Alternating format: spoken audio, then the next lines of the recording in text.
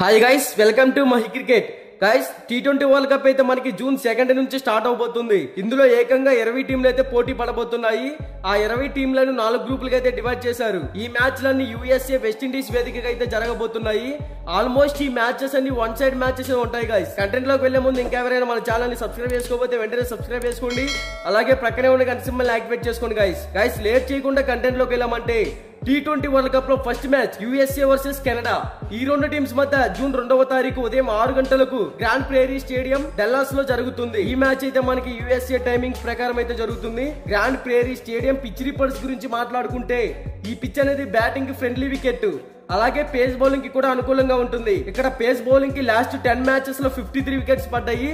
Spin bowling కి కేవలం 30 wickets మాత్రమే పడ్డాయి. ఇక్కడ average first batting score 167 runs, average second batting score 144 runs. So ఈ వెన్యూలో ఫస్ట్ ఇన్నింగ్స్ ఆడితేనే ఎక్కువ స్కోర్ ని బిల్డ్ చేయవచ్చు. కాబట్టి టాస్ గెలిచిన టీం ముందుగా బ్యాటింగ్ ఎంచుకుంటేనే విన్ అయ్యే ఛాన్సెస్ క్రియేట్ చేసుకోవచ్చు. ఎందుకంటే బ్యాటింగ్ కి పిచ్ అనేది గుడ్ ట్రాక్ అని కూడా చెప్పుకోవచ్చు. ఈ వెన్యూలో MLC 2023 రికార్డ్స్ లో 12 మ్యాచెస్ అయితే జరిగాయి. అందులో ఫస్ట్ బ్యాటింగ్ తీసుకున్న టీం 8 మ్యాచెస్ అయితే విన్ అయింది.